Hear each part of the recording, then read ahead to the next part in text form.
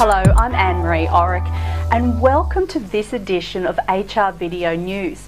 Now, getting straight into it, today we're discussing total rewards, and I'll be taking you through the 5 elements of total rewards and things to consider when you are constructing a total rewards program, but also the essential context in which they lie, and they're the really important things you need to consider in terms of the makeup of the kinds of things that is going to go in to make up your total rewards program. So what's the first element of a total rewards program? Well, we're talking about compensation, and compensation has 4 core elements of its own, and that is your fixed pay, or otherwise known as base pay, your variable pay, which is a pay at risk, and then you have your short-term incentives and your long-term incentive pay. So we're talking more around the cash when we're talking about compensation.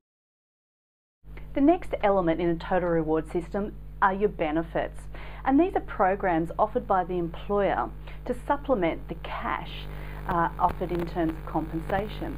So the kind of benefits we're talking about include both legislated and non-legislated benefits, such as superannuation being legislated, and then other kinds of benefits such as additional leave with pay.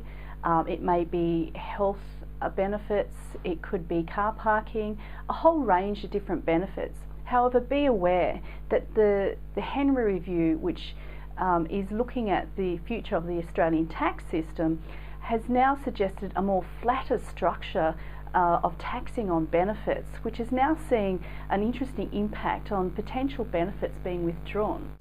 The third element that we look at in a total reward system is work life. Now, what does that mean? Well, we're talking about things like the culture within the organisation, the kind of flexibility, the structure, caring, the view towards caring towards dependents, unpaid time off, all of a combination of those kinds of things which the employees see as valuable. Okay, so I'll repeat that the employees see as valuable. Now, performance and recognition is such a large area, it actually forms its own element in terms of total rewards. So why is this a reward? Well, in terms of performance, employees inherently desire, and human beings desire, to understand where their performance is measured and in comparison to others. Hand in hand with that goes recognition. Employees perceive and have a great psychological benefit by being rewarded for and recognised for their performance. Now, the 5th element that makes up total rewards is development and career opportunities. So what we mean by development is things like exposure to new technologies, ability to learn by attending external seminars and conferences. It's also being able to expand and utilise what you have been taught or developed. So that is having opportunities to be promoted or have internships or go on new projects. So this is very much a part of the total rewards, is developing and ensuring that there is career progression. So how do we bring all of these 5 elements together, and what kind of environment or context do we need to be aware of? So what is the contexts that impact or influence a total reward strategy? Well, first of all, you have the legal and regulatory issues that will have an impact around what you are able to offer, and the cost impact that will have for the organisation.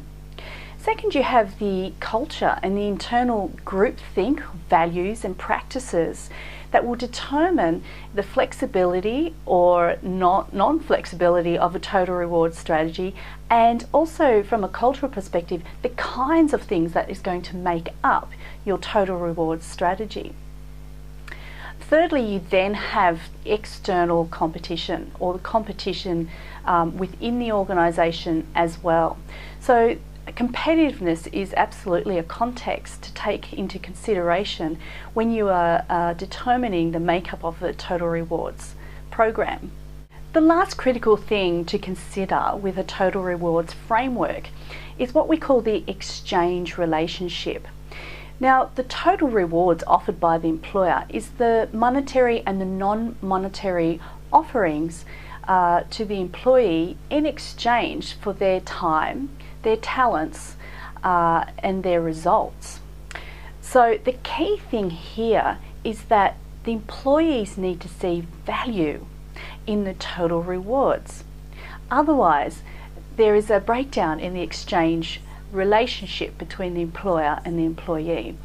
So it's really important to have the employees involved and to communicate really effectively when constructing a total rewards strategy.